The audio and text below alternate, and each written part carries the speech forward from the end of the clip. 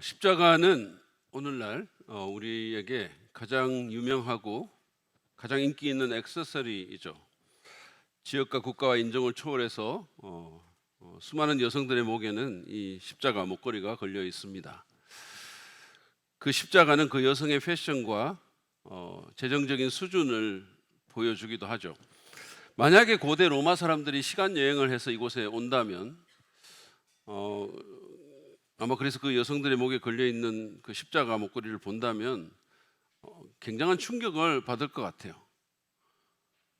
저 여자들은 왜 사형털 모형을 목에 걸고 다니지? 혹시 사형수라는 표시인가?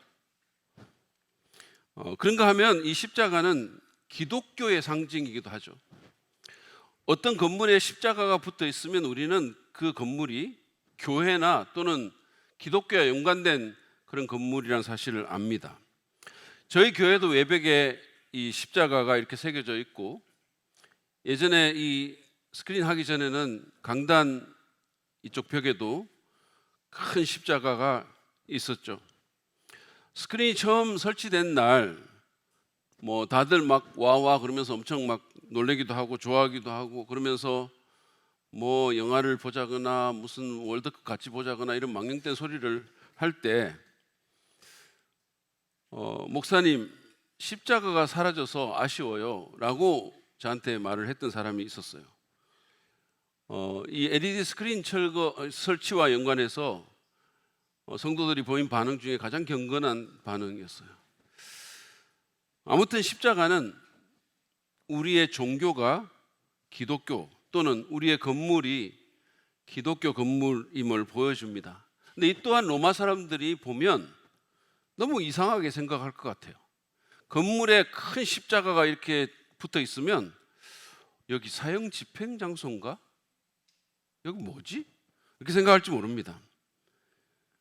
오늘 본문은 예수님께서 십자가에 달리시는 것에 대한 묘사입니다. 그런데 예수님의 이 십자가 사건도 우리에게 보여주는 것이 있습니다. 그것이 무엇일까요? 먼저 본문의 얘기부터 좀 살펴보고 이 질문에 대한 답을 함께 좀 찾아봤으면 좋겠습니다. 지난번에 우리는 로마 병사들이 총독 공간에서 예수님을 조롱한 후에 예수님을 십자가에 못 박으려고 그곳에서 데리고 나갔다라는 그 기사를 마지막으로 봤습니다. 근데 바로 이어서 21절에서 마가는 예수님의 십자가를 군인들이 그곳을 지나가는 한 행인에게 지었다라고 말을 하고 있어요. 한번 보시죠. 그런데 어떤 사람이 시골에서 오는 길에 그곳을 지나가고 있었다. 그는 알렉산더와 루포의 아버지로서 구레네 사람 시몬이었다. 그들은 그에게 강제로 십자가를 지고 가게 하였다. 예수님의 십자가를 대신 진 이 사람은 구레네 사람 시몬이라고 이렇게 소개가 되죠. 구레네라는 곳은 현재 북아프리카의 리비아 지중해 연안 그 어떤 도시입니다. 당시에 유대인들이 많이 살던 그런 곳이었죠. 시몬은 거기 살던 디아스포라 유대인으로서 유월절을 지키기 위해서 예루살렘에 온 것으로 보입니다. 그러니까 다른 복음서와 조화해서 이렇게 읽어보면 예수님은 처음에 한 50kg 정도 되죠. 이 십자가 가로봉이 있거든요. 이거를 지고 이제 골고다 언덕까지 약 한 600m 정도의 행진을 시작하셨습니다. 그런데 우리가 지금까지 봐왔던 것처럼 밤샘 재판 받았죠. 온갖 종류의 폭행을 당했죠. 그리고는 그 치명적인 태형까지 당했잖아요. 과다 출혈이 있었고, 그로 인해서 저혈량성 쇼크 상태에 있었기 때문에 예수님이 중간에 쓰러집니다. 그리고 십자가에 짓눌려서 보다 못한 로마 군인이 그곳을 지나가던 시몬을 지목하는 거죠. 그래서 예수님의 십자가를 지게 했던 것입니다. 사실은 죽는 데까지 따라가겠다고 말했던 또 다른 시몬 베드로가 이렇게 해야 되는데 그 사람은 온데간데 없고 그를 포함한 다른 모든 제자들은 완전히 사라졌어요. 살기 위해서 그랬겠죠. 마가는 이 구레네 시몬이 알렉산더와 루포의 아버지라고 그렇게 소개를 하는데, 이 정보는 마가복음에만 나옵니다. 구레네 시몬의 이름은 다른 복음서에도 나오는데 그 아들들의 이름은 여기만 나와요. 그 말은 알렉산더와 루포가 마가의 원래 청중에게 잘 알려진 사람이라는 뜻입니다. 그 말은 그들이 믿는 자가 되었다는 뜻이에요. 마가가 지금 편지를 보내는 그 신앙 공동체의 일원이거나 그 공동체에 굉장히 잘 알려진 사람이라는 뜻이에요. 군인들은 비아 돌로로사로 알려진, 슬픔의 길로 알려진 그 길을 따라서 예수님을 골고다로 끌고 갑니다. 골고다는 해골의 장소라는 뜻을 갖고 있는 그 아람어를 소리나는 대로 헬라어 음력을 한 것입니다. 그래서 마가가 자신의 로마 독자들을 위해서 22절에 보면 갈로 열고 이렇게 골고다는 번역하면 해골 곳이다 라고 그 말을 덧붙였어요. 독자들에게 설명을 해주고 있는 겁니다. 왜냐하면 그 사람들은 아람어도 모르고 하니까. 우리가 보통 이 골고다를 갈보리라는 말로도 말을 하죠. 갈보리. 근데 갈보리는 해골이라는 뜻의 라틴어 칼바리아를 번역한 거예요. 거기서 이제 유래가 된 거죠. 어떻게 보면. 이 이름의 유래는 이 지역이 해골 모습과 비슷해서 그렇다라는 설도 있고, 죄수들을 처형하는 장소라서 해골 장소라는 그런 귀귀한 이름이 붙었다라고 그렇게 말하는 설도 있는데 확실하지는 않습니다. 학자들 대부분은 이곳이 오늘날 성묘교회로 알려진 곳이라고 생각을 합니다. 사진을 보여주시죠. 지금 여러분들이 예루살렘에 이렇게 가시면 이 교회, 아마 이곳에서 예수님이 죽었을 것이라고 생각하는 그 교회가 있습니다. 이곳은 옛 예루살렘 성문 바깥에 있었고, 그리고 예루살렘으로 들어오는 큰 길가 근처에 있었을 겁니다. 로마 사람들은 가능한 한 많은 사람들이 볼 수 있는, 그래서 많은 사람들이 지나다니는 주요 도로 근처에서 십자가 처형을 집행했습니다. 왜냐하면 이 십자가는 단순히 사형 수단일 뿐만 아니라 공포의 무기였었어요. 다시 말해서 로마에 대한 도전이 초래할 파멸적 결과에 대한 그런 두려움을 대중들에게 심어주는 거죠. 로마하고 장난치지 마라. 로마하고 장난치면 이렇게 돼 라는 거예요. 그래서 경고하는 역할도 했기 때문에 그 길가에서 이렇게 멀리 떨어지지 않은 곳에 사람들을 처형하고 십자가에 매달았습니다. 예수님도 아마 그랬을 걸로 보여집니다. 사진 없애도 돼요. 23절에 보면 군인들이 예수님께 모략을 탄 포도주를 건넸다라고 되어 있어요. 이 포도주는 고통을 둔화시킨다고 여겨졌고, 모략을 거기 탄 것은 자칭 왕에게 건넨다는 조롱의 뜻이 있었던 것으로 보입니다. 마가는 예수님이 그것을 받지 않았다고 하는데 그 이유는 확실치 않아요.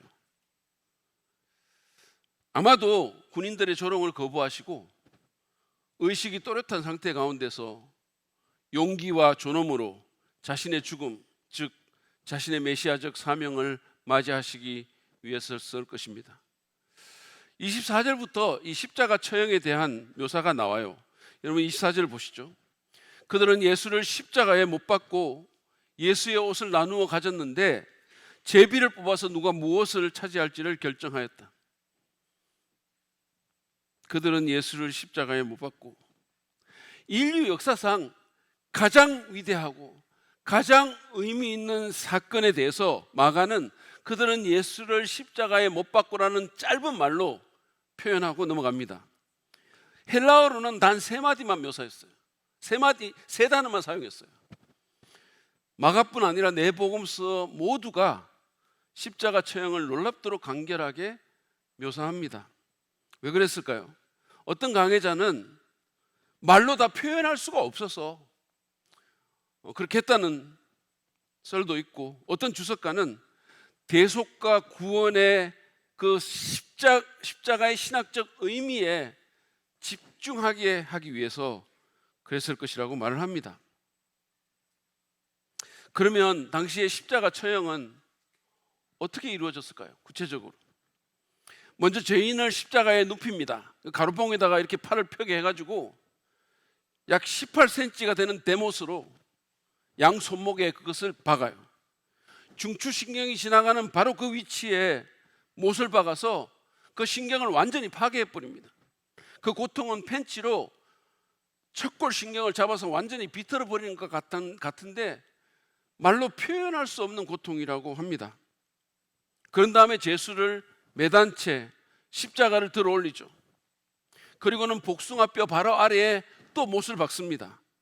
발에 있는 신경이 완전히 으깨지고 손목에 못을 박을 때와 비슷한 고통을 느낍니다. 예수님이 십자가에 그렇게 달리셨어요. 달릴 이유가 하나도 없으신 분이, 완벽하게 의로우신 분이 완전히 벌거벗긴 채 피투성이가 돼서 그렇게 십자가에 달리셨어요. 팔은 15cm가 늘어나고 어깨는 탈골이 됩니다. 횡격막이 눌려서 숨을 쉴 수조차 없어요. 예수님이 왜 이렇게까지 해야 했을까요? 예수님이 이보다 뭘 더 할 수 있을까요? 그런데도 이런 희생을 당연하게 여기고 그분을 믿는다는 사람들이 아무 생각 없이 사는 것이 옳은 것일까요? 아무런 감흥도 없이 십자가 찬송을 되뇌고 십자가에 대한 성경 말씀을 읽어도 아무런 마음에 울림이 없이 뭐 예수님 원래 그런 거 아니야? 그러면서 사는 것이 옳은 걸까요? 그래도 되는 걸까요? 여러분 한번 생각해 보시기 바랍니다. 예수님을 십자가에 단 군인들은 벗겨진 예수님의 옷을 제비 뽑아서 나누었어요. 이것은 1000년 전에, 이 사건으로부터 1000년 전에 다윗을 통해서 시편 22편 17절 18절에 이미 예언된 말씀의 성취입니다. 한번 보시죠. 뼈마디 하나하나가 다 셀 수 있을 만큼 앙상하게 드러났으며 원수들도 나를 보고 즐거워합니다. 나의 겉옷을 원수들이 나누어 가지고 나의 속옷도 제비를 뽑아 나누어 가집니다. 25절은 예수님을 십자가에 매단 시간이 오전 9시라고 말을 합니다. 당시 시간으로는 제3시, 그래서 개역성경에는 제3시라고 그렇게 번역을 해놨죠. 26절은 십자가에 매달린 죄인의 머리 위에 나무로 단 죄패에 대해서 말을 하고 있어요. 사진 한번 보여주실래요? 여러분들이 흔히 이렇게 십자가 사진을 보면 이렇게 패가 하나 달려있죠. 그게 죄패입니다. 26절 보면 이렇게 써 있어요. 그의 죄패에는 유대인의 왕이라고 적혀 있었다. 요한은 그것이 히브리어, 로마어, 라틴어죠. 그리고 그리스어 세 언어로 기록되어 있었다고 했어요. 유대 지도자들은 예수를 반역자로 몰아 죽이기 위해서 이 제목으로 예수를 고발했습니다. 그래서 요한에 의하면 빌라도에게 자칭 유대인의 왕이라고 써줄 것을 요청했는데 빌라도는 그들의 말을 따르지 않고 그냥 유대인의 왕이라고 쓰고 나는 쓸 것을 썼다라고 그렇게 말을 합니다. 뿐만 아니라 빌라도는 왜 그런지 우리는 모르지만 단순히 히브리어, 그 당시 아마 아람어 같은데 그 언어뿐만 아니라 라틴어, 그리스어 세 가지 언어로 이걸 썼어요. 모든 세상이 보고 알 수 있도록. 빌라도는 조롱의 의미로 이 말을 썼겠지만 사실 그는 자신이 아는 것보다 더 많은 말을 하고 있습니다. 자신이 깨닫지 못하는 진리를 선포하고 있는 거예요. 예수님은 참으로 유대인의 왕이시기 때문입니다. 그리고 그가 왜 그런지 모르지만 그 당시에 통용되는 세계적 새 언어로 썼던 것은 그분이 온 세상의 왕이기 때문이에요. 27절은 예수님의 양옆에 달린 강도에 대해서 말을 합니다. 그들은 예수와 함께 강도 두 사람을 십자가에 못 박았는데 하나는 그의 오른쪽에 하나는 그의 왼쪽에 달았다. 이 강도들의 얽힌 자세한 얘기를 여러분이 알기 원하시면 누가복음 22장을 읽으시면 돼요. 근데 이들은 단순한 강도가 아니라 로마에 반역한 폭도들로 보입니다. 앞서 사면된 바라바의 동료들이었을 것입니다. 사실은 바라바가 그 조항에 매달려 있어야 하는데 죄 없으신 예수님이 그 자리를 대신하고 계십니다. 같은 내용을 기술한 누가복음 22장 37절 말씀처럼 이는 이사야서 53장 12절에 기록된 그가 범죄자 중 하나로 헤아림을 받았음이니라라는 예언의 말씀을 성취한 것입니다. 29절부터 32절까지는 또 다른 조롱 사건입니다. 지난주에 우리가 봤던 그 조롱은 로마의 군인들에 의해서 자행된 십자가에 달리기 전에 일어난 조롱의 사건이고, 본문의 것은 예수님이 십자가에 달린 후에 일어난 예수님을 향한 조롱입니다. 세 부류의 사람들이 이 조롱에 참여했는데, 하나는 길을 지나가던 행인들, 그리고 또 다른 하나는 종교 지도자들, 그리고 또 다른 하나는 옆에 매달린 강도들이에요. 29절부터 32절 말씀을 보시겠습니다. 여러분, 이 말씀을 스크린으로 보시면서 같이 좀 읽으면 좋겠어요. 시작. 지나가는 사람들이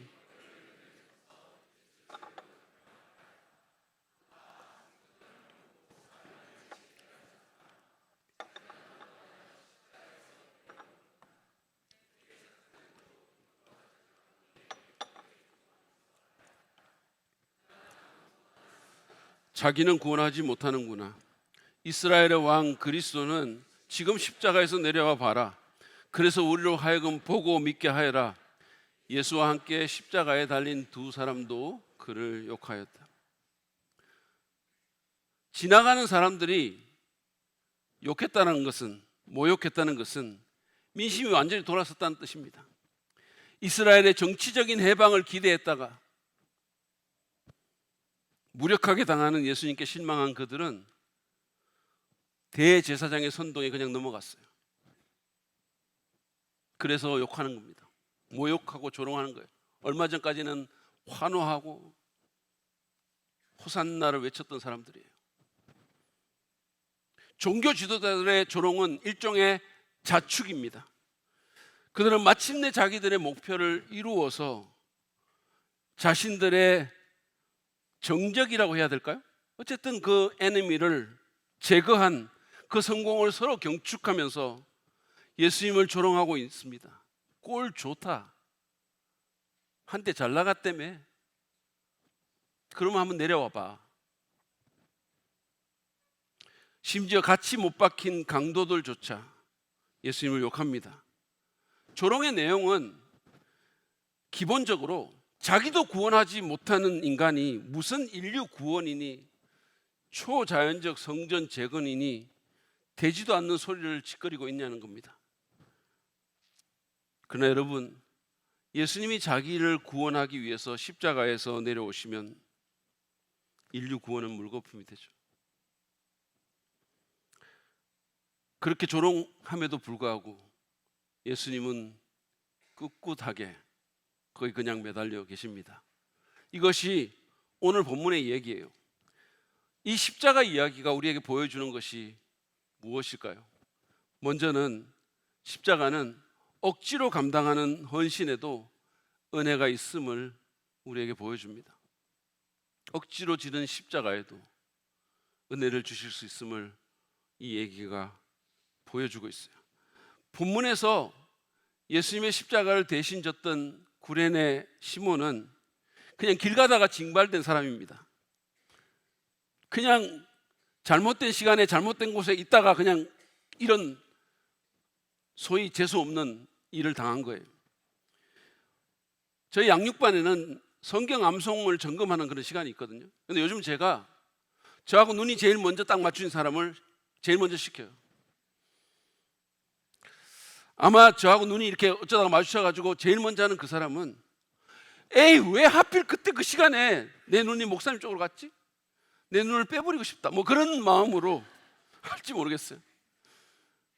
근데 여러분, 시몬의 마음이 그렇지 않았을까요? 아, 진짜 왜 하필 이 시간에 여기 있다가 저 군발인 놈 눈에 들어갔지?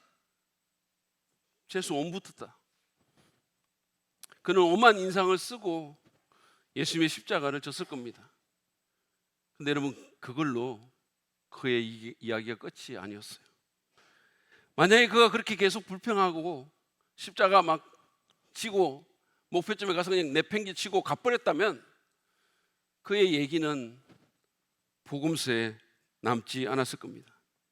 비록 그는 억지로 십자가를 졌지만 자기가 대신 십자가를 진 그 사람에게 눈과 마음이 끌렸던 겁니다.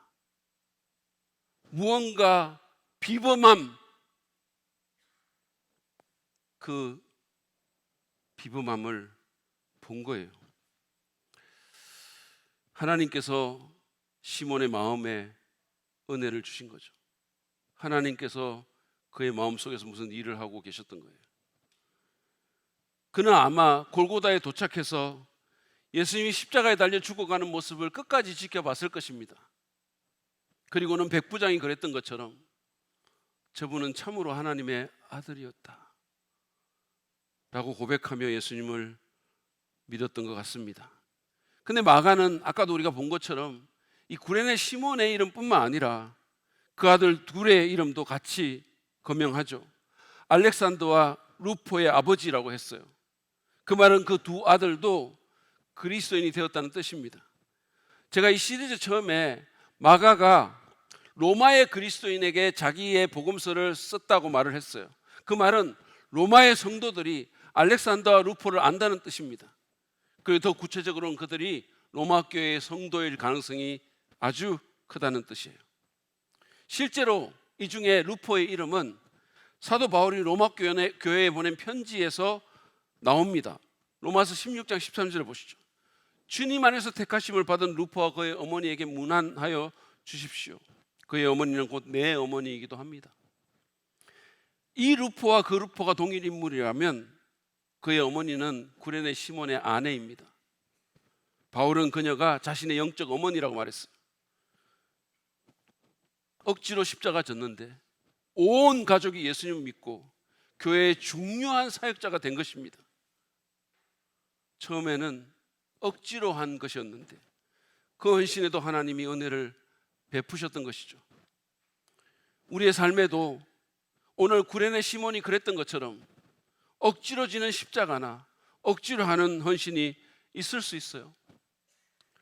여러분, 그 목사님들, 사모님들 중에는 뭐 어릴 때부터 사모로 헌신한 분들이 있어요. 뭐 나는 중학교 때부터 사모로 헌신했어, 뭐 이런 분들이 있어요. 제 아내는 아닙니다. 그녀는 물리과 대학원에 유학 가는 유학생의 아내로 미국행 비행기에 올랐어요. 대학 교수나 뭐 연구원의 부인은 몰라도 목사 사모는 꿈도 꾸지 않았을 겁니다. 근데 어느 날 밤 자기 남편이 심각한 얼굴로 하나님이 자기를 목사로 부른 것 같다고, 길을 바꿔야 할 것 같다고 그렇게 말을 합니다. 여러분, 제 아내가 어떻게 반응했을까요? 물러가라, 물러가라고 하지 않았느냐?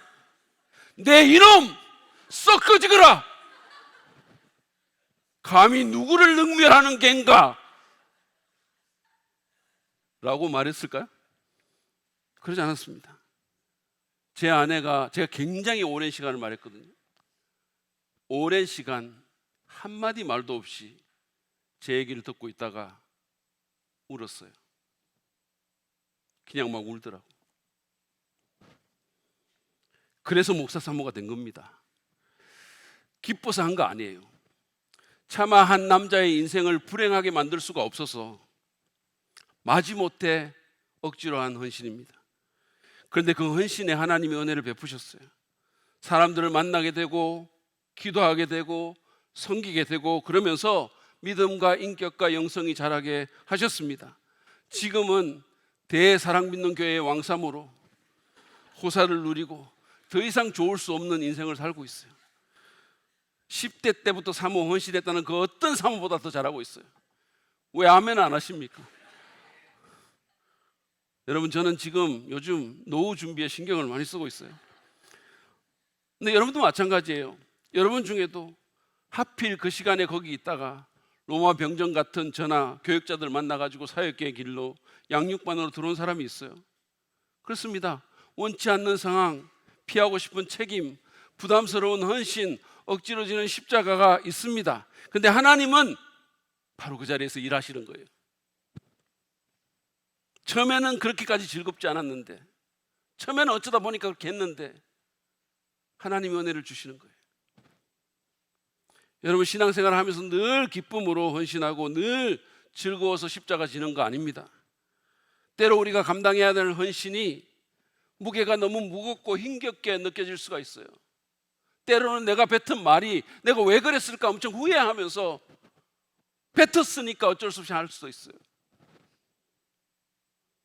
그러나 그 십자가를 감당할 때 하나님은 우리가 상상할 수 없는 은혜와 영광으로 우리를 이끄시고 우리 삶을 채워주실 것입니다.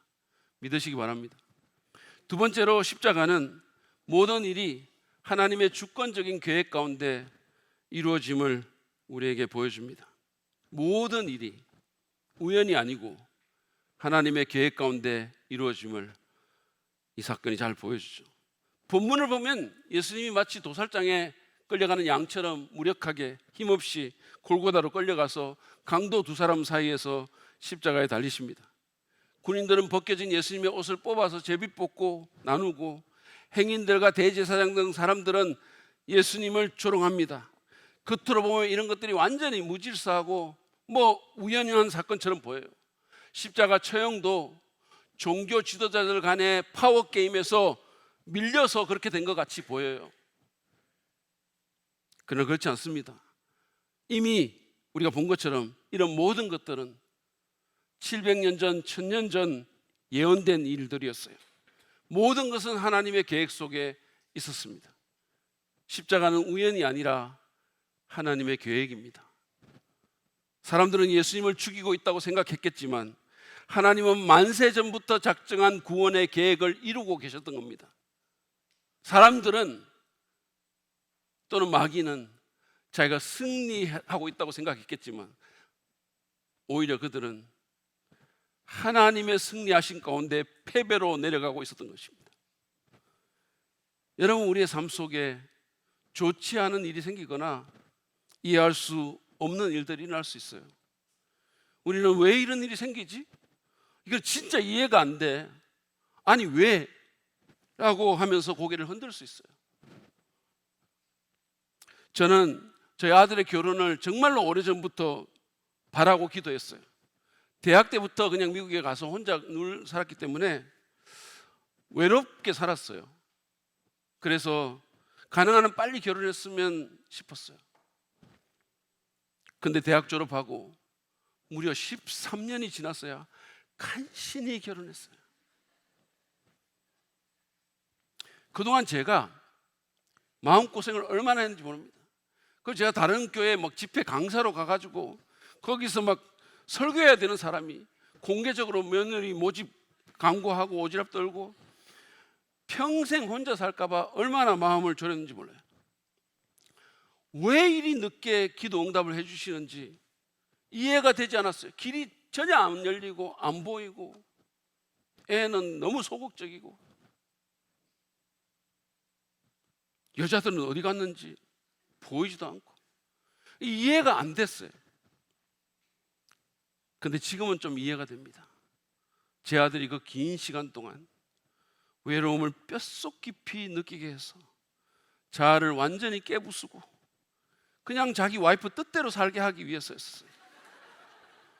여러분, 저희 아들은 지금 자기 뜻이 없어요. 그래서 가정이 평안하고 모두가 행복합니다. 이것이 하나님의 큰 그림이었어요.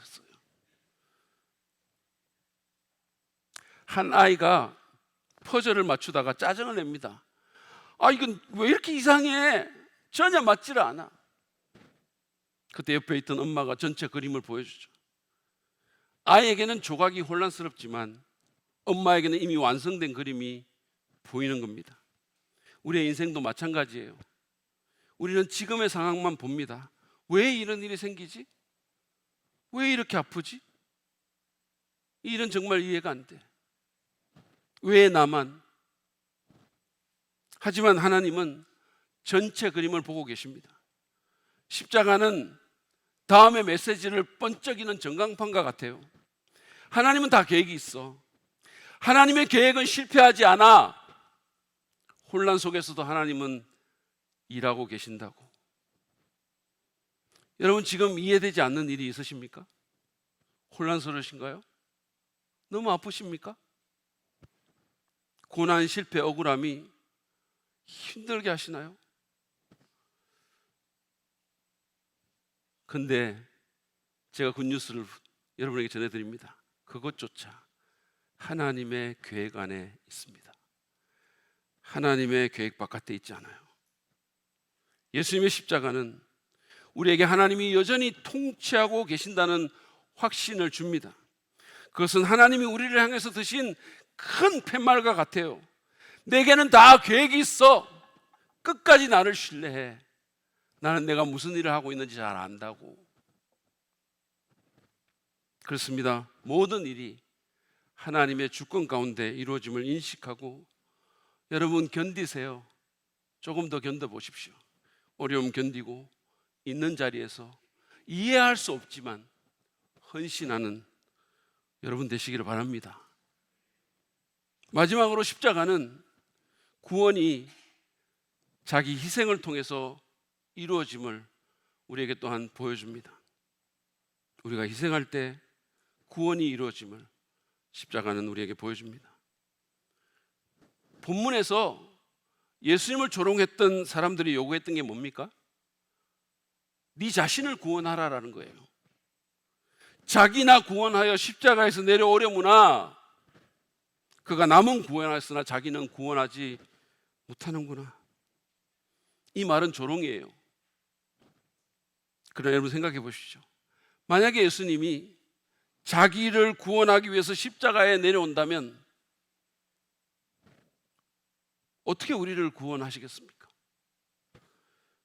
예수님은 구원할 수 없어서 내려오지 않은 것이 아닙니다.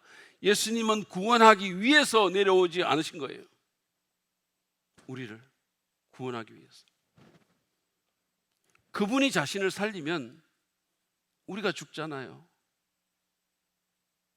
그분이 자기 눈에 넣어도 아프지 않을 그 사람들이 죽잖아요. 그러니까 그 말할 수 없는 모멸, 조롱을 당하면서도 그 엄청난 육체적 고통 가운데 신음하면서도 그냥 버티고 계셨던 거예요. 안 내려오고 계셨던 거예요. 자기를 죽이고 계셨던 거예요.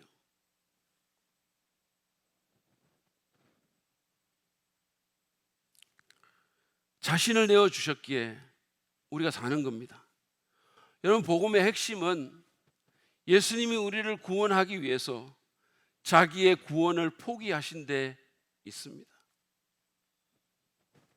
그분은 자기를 희생하심으로써 우리에게 구원을 가져다 주신 거예요.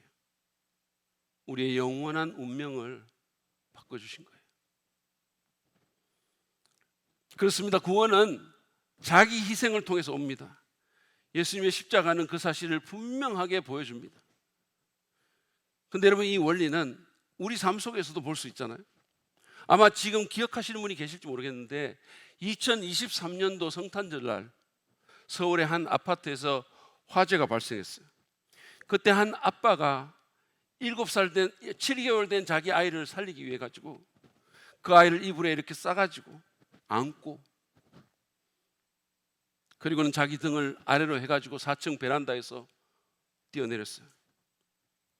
그 7개월짜리 아이는 살았는데 안타깝게도 아빠는 숨졌어요. 아이를 살리기 위해서 아빠가 자기 목숨을 희생한 겁니다. 여러분, 이 아빠는 사랑스러운 자기 아이를 위해서 그렇게 했는데, 예수님은 사실은 배은망덕한 반역자인 우리를 위해서, 원수요 죄인인 우리를 위해서, 마땅히 죽어야 할 우리를 위해서 말로 상상할 수 없는, 감히 상상할 수 없는 그런 희생을 하신 겁니다. 십자가는 우리에게 사랑은 희생이고 구원은 대가 없이 이루어지지 않음을 보여줍니다. 그것은 나를 살리면 남을 못 살리고, 나를 내어주면 누군가가 산다는 진리를 보여줍니다. 여러분, 우리의 경우도 마찬가지예요.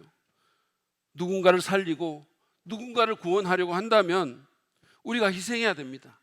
나 자신을 구원하려고 하면 다른 사람을 구원할 수가 없어요. 사도 바울도 고린도후서 4장 12절에서 말씀하지 않습니까? 그런즉 사망은 우리 안에서 역사하고 생명은 너희 안에서 역사하느니라.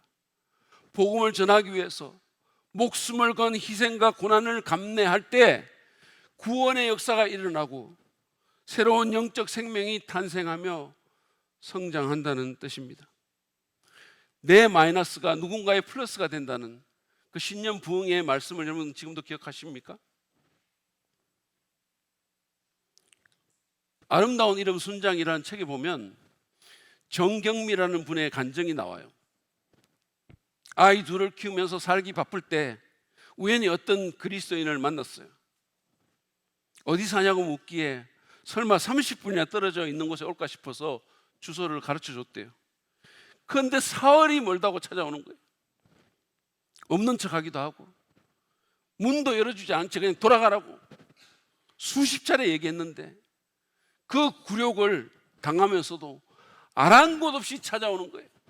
틈만 있으면 사랑을 베푸는 거예요. 그 헌신으로 이 자매가 교회에 나오게 되고 새가족반에서 예수님을 구주로 영접하게 됩니다. 그리고는 자기가 전도한 분의 그 목장에 소속돼서 신앙생활을 하는데, 이분이 순장, 거기 우리로 목자죠. 순장이었던 거예요.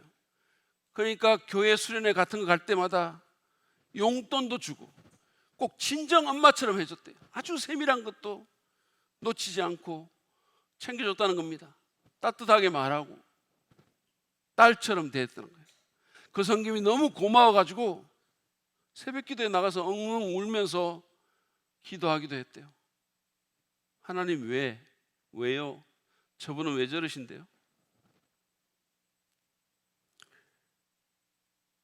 그런 희생으로 이 자매가 구원을 받을 뿐만 아니라 이제는 본인이 순장으로 섬기고 있다는 겁니다. 자기가 받은 것을 자기도 누군가에게 주고 싶어서 자기를 희생한 그 순장의 뒤를 따라가고 있다는 거예요. 여러분은 어떠십니까? 스스로에게 한번 물어봅시다. 나는 누구를 위해서 희생하고 있나? 나는 무엇을 내려놓고 있나? 누군가를 구원으로 이끌기 위해서 나는 뭐를 포기하고 있나? 누군가를 살리기 위해서 내가 내 삶 속에서 죽여야 할 것들은 뭔가? 나는 도대체 어떻게 사는가? 그냥 나를 살리고 나를 살찌우고 나를 구원하기 위해서 안간 힘을 쓰면서 살고 있는가? 아니면 예수님처럼 나를 내어주고 누군가를 살리기 위해서 나를 죽음에 넘기는가? 여러분 기억하십시오. 예수님은 우리를 구원하시기 위해서 자기의 구원을 포기하셨어요. 얼마든지 자기를 구원할 수 있는데, 얼마든지 십자가에서 내려올 수 있는데, 그 말도 안 되는 모멸과 조롱을 그냥 확 떨쳐버릴 수 있는데,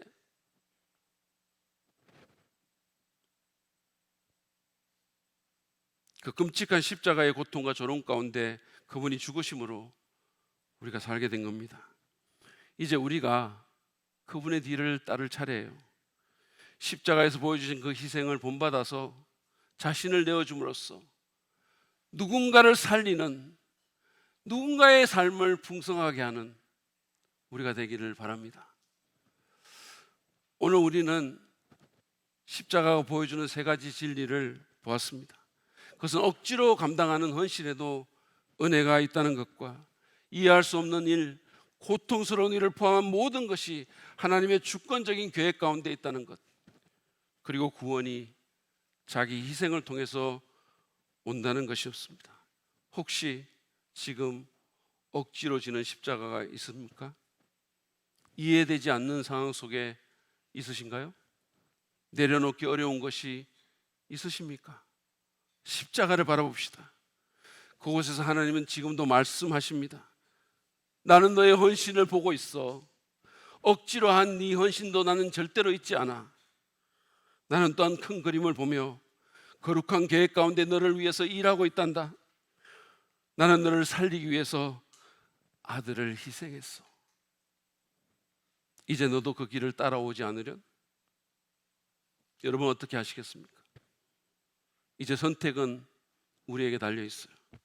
바라기는 오늘도 거친 주님의 십자가를 바라보고 십자가에서 배우고 십자가의 은혜를 사모하고 십자가의 내 자아를 죽음에 넘길 뿐만 아니라 십자가를 따라 살아가는 우리의 삶이 되기를 간절히 바랍니다.